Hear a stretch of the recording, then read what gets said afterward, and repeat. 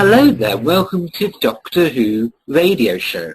I'm That's the Way It Goes 09 in a nice suit, and these gentlemen with me. I'm Jimmy Porto from upstate New York. Tim Keep of England, also known as Beefhead. From London town, or... Yep. Cool. And the surrounding areas, yeah. Blimey. And in this episode we're going to cover something exciting, really exciting. Not one, but two trailers. Basically the same thing, but the second one was longer than the first. Finally showcasing little hints and clues of what will happen in the 50th anniversary story. And what a pair of lovely... I'm thinking about something else there. What a lovely pair of trailers they were. I mean, really good. Amazing. But what did you both think of it? What sort of clues and ideas do you have about the 50th now? Because it blows the whole thing open, doesn't it, really? It does leave things wide open, I think, to be honest with you. With regards to sort of what you would think would be a straightforward timescale, I think the clips on the trailer are definitely out of order, and it puts what I would think is a chronological line completely sort of to the left.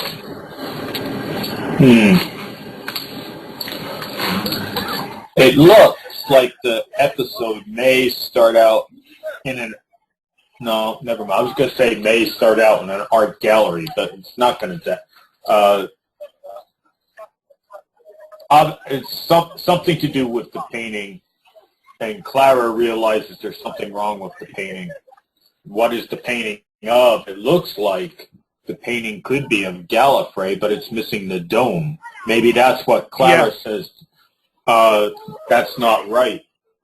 She notices something's missing because she's been through all the Doctor's lives except for the Hurt Doctor. She doesn't know anything about the Hurt Doctor. She's been through all the Doctor's. She's been through all the Doctor's lives, so she knows what it's supposed to look like, as opposed to what the painting looks like. That was the original clue from Matt Smith, wasn't it? Paintings. And that may start the... that's the original clue from Matt Smith, and that may be the beginning of the episode. That may be what starts the whole rolling. That's it. I think... what I was thinking is that what the trailer sort of tends to give away is where you think it would be David Tennant and Matt Smith getting together to go after John Hurt. It's a case of the three of them come together to resolve the situation and take action. It does throw that sort of idea on its head. It also looks like Rose only interacts with the Hurt Doctor. That Rose will not be with Tennant or with Smith. That could be a possibility. When she absorbed the TARDIS, she said she was in all of time and all of space and all of the universe all at once, and it hurts. So it could be that at that moment she is with the Hurt Doctor. Could be she never interacts with the other two. This isn't the Rose, really, from the 10th Doctor or 9th Doctor, but post the last time we saw her. Is it? But she seems to regain her bad wolf pal, which apparently the Doctor got rid of, causing his 9th incarnation to turn into the Alonzi type one. Yeah. She could be the bad wolf. Wasn't bad wolf in the poster? Yeah, that's what I looked at. Yeah. There's something to it. It was a flipping brilliant trailer. I mean, the bit where you saw, whoa, wow. I mean, just the trailer on its own has really changed my view of how bad the 50th might be, because we were moaning like hell about lack of past Doctors and stuff, but this looks like it's going to be one hell of a glorious slobber knocker, you know. The second trailer is much better than the first, and at the first trailer, when I saw it, I thought, The second trailer, I may actually want... have to check. Well, if we're not, not here, there must be on the other one then, yeah. Yeah, because this one's empty already. All right. And the second trailer made me think, oh, I may want to watch this. But it has sort of inspired a bit more confidence, I think, than I did have before on it, to be honest with you. I think the extended trailer, it gives more of an idea of drama to it. You actually see Clara sort of tearing up a little bit. There's a little bit more humour to it as well that we'd like to come to expect. So, I think judging from the second trailer, it's going to be about the redemption of the Eighth Doctor. Oh, not the Eighth Doctor, the redemption of the Hurt Doctor. Well, the Doctor full stop, really, I suppose. I think the best bit, you see him walking through what looks like the Outlands mentioned, I believe, in the Invasion of Time. And you see the Citadel, you see it destroyed, you see Daleks, going exterminate, sounding really deadly as well. Basically what the Master talked about when, the Emperor managed to breach the Citadel. You see the Time Lords that look like Rassilon and co. from the End of Time marching together. And you can see, you see soldiers, Time Lord soldiers, and scared civilians or something like that. Oh, whoa. Yeah, that's it. Whoa. It's seeing, a different class of Gallifrey, and you see sort of like an underclass that you've got a day-to-day sort of citizens of Gallifrey. So yeah, it's going to be something different altogether. The moment was mentioned in Dalek.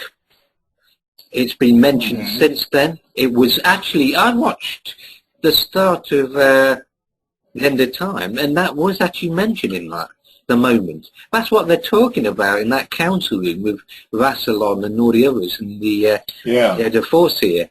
So bizarrely enough, they've been mentioning this for ages, and now it's come into play. And what Russell T Davies did say he wanted to do was leave a few sort of ideas which weren't, like they used to confirm everything continuity-wise to the point of overkill, but sort of leave it open for future writers. And my God, that's proven to be absolutely brilliant thinking, because it means, Stephen Moffat has been able to basically do what all writers love to do, which is sort of join the dots in their imagination type thing. But it does suggest that perhaps what the Doctor's ashamed of later on, Doctor 9, 10 and 11, was actually potentially caused by Rose going back in time in the first place to try and prevent it. The choice that he made originally was because of Rose, from the look of it. That little sort of crystal looks like the moment itself. That's it, yes. She seems like the sort of conscience sitting on his shoulder, sort of egging him on type thing. So, yeah. So, they're saying Billie Piper is back. Billie Piper is back. Well, she is back, but she's not really Rose. She's Bad Wolf. Yeah, but how does she become? She was cured of that before. Does that mean... Well, I guess at that moment where she said, right now I am one with all time and all space and all time. So she went everywhere in time, past, present, and future. And she sent all those messages through time with Bad Wolf. Maybe she was warning, how am I going to say this? In this period in time, in the 50th anniversary, she sends a message back to the Doctor's ninth self or whatever as a warning about herself. I don't know. Because I get the distinct feeling that a lot of this 50th story is really about the last 7 years of Doctor Who, really, in a sense. I think they're going to be tying up loose ends, which, Moffat has said himself. And, oh yes, of course, I get this, everyone. There was an interview with Moffat where he's hinted that John Hurt's Doctor has actually been kicking around for a while. So, in the same way that the Ninth Doctor, when he looks at himself in the mirror in Rose, as though he's just regenerated or the first time he's seen himself, this is a John Hurt Doctor who, for him, timeline-wise, it's been ages since he regenerated from the 8th Doctor, or maybe even another Doctor before that, after that, or before him. Moffat's interview hinted that Hurt could be pre-Hartnell. He could be the first Doctor. Oh shit! Really? Oh. He's got to be a pre-Doctor, which it's got to be prior to his current incarnation, though, isn't it? Because he says in the trailer that it's sort of I've lived so many lives, so many years, but there's one that I can't look back on favourably. Yeah. So it's got to say that he's definitely a pre-11th Doctor. It's just where in the time frame he fits. And we know he's pre-11th because Matt Smith's Doctor knows who he is. So, yeah. So he had to be pre-11th. David Doctor. We see from the start of the trailer that the TARDIS has, no pun intended, been in the wars, and it's taken a bit of a battering. Right. We later on in the trailer we see what looks like that TARDIS smashing through a wall and smashing into a bunch of Daleks, causing them to explode. Oh, geez. So I wonder if that. Go on.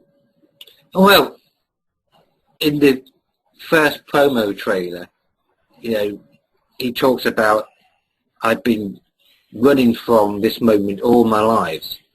Maybe it isn't necessarily a moment in time, in his timeline that he's running away from, but rather something that he would have to face, or rather someone, i.e. John Hurt's Doctor. A Doctor who was perhaps, after he changed into William Hartnell or whatever, made him want to leave Gallifrey. Perhaps he's cut off at that critical moment. He's been trying to run away. This moment of actually having to basically meet him. He's been running away from himself, literally. Not in a camp way or anything, but in a sort of having to actually. Yes, of course, the first Doctor also represents the end of this current lifespan of a regeneration cycle. A new body at last, type thing. Well, that's it. I mean, it's not necessarily in the trailer, but I think in the Telegraph yesterday there were some pictures which show all three of them, Hurt, Tennant, and Smith, with their hands on the sort of the moment, right. A little bit like an overdone plunger. So it's sort of it's a thing of it's got to be a concerted effort that the three of them all put in together. That they sort of like the sins of one, are begat by the other as well. So they're all equally to blame. So the whole time the Doctor's been trying to make up for the behaviour of this self. Essence, knowing sort of in the back of his mind at some point in his timeline he'd have to actually go back first and second time to those moments. Now if this is the original incarnation of a Doctor, but there's this theory that before a Time Lord is able to regenerate, they die in a natural mortal body and then enter their first regeneration body that is capable of regeneration, if you see what I mean. Like a caterpillar into butterfly type thing. So if he's the first Doctor and he's glimpsed in the scenes in the Time War, doesn't that mean technically that the Time War goes right back to the beginning? The Time War stretching throughout history of the Doctor's timeline. If I couldn't say this without getting a headache.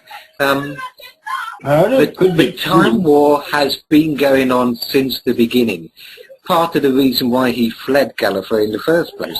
Perhaps even fleeing Gallifrey way back in ancient history or whatever to avoid being destroyed or whatever. Oh dear. In the very first episode of Doctor Who, the one that aired 50 years ago, he says he was in exile. Can you imagine what it'd be like to be exiled? Yeah. That's it, but I rewatched Parting of the Waves, and Rose is taken over by the sort of power of the time vortex and everything like that. When she sort of dispels all the Daleks, she says, "This war ends now." So it's a case of, yeah, I think the time war's far longer and far-reaching than we've given it credit for, to be honest with you. Yeah, we thought it was somewhere between McGann and Eccleston. Yeah. I don't want to call them 8th and 9th anymore because I don't know what the numbering's going to be until after the 50th. Because we don't know where Hertz Doctor is. It's going to throw all the numberings off. But we thought the Time War was between McGann and Eccleston. It could be pre-Hartnell.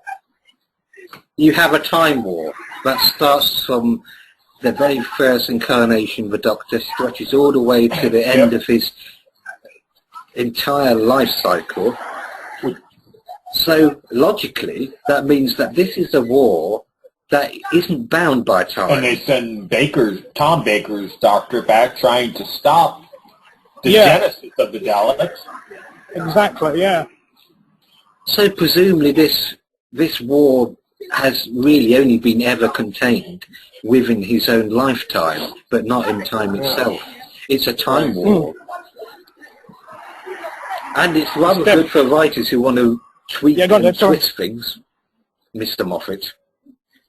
Oh dear. It's the perfect thing for Moffat. It must be an absolute joy for a writer to be able to redefine what we all know about the Doctor, full stop.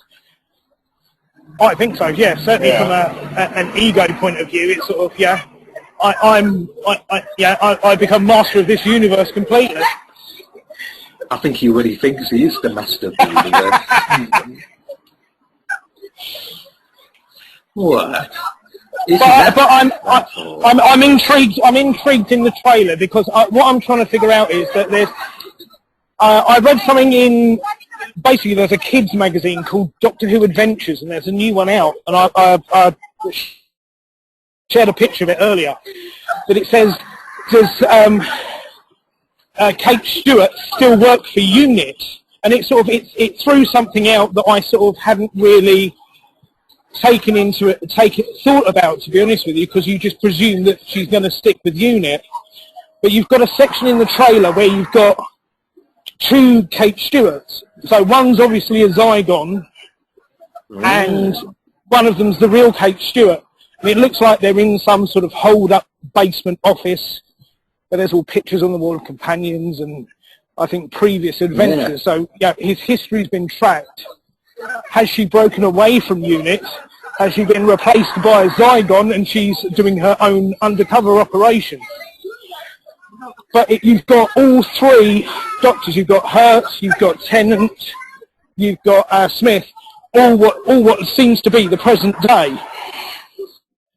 It's a modern day version. So I'm wondering, chronologically, I wonder whether it's, they find the painting, they then go back to get Tennant, somehow they retrieve John Hurt, then they go back to present day, then they go back to retrieve the moment. So it's sort of a hell of a lot of crossing of time frames. Yeah. Well, you know, those paintings could be a warning from Van Gogh. It could be a warning from Rose herself, another sort of bad wolf type thing.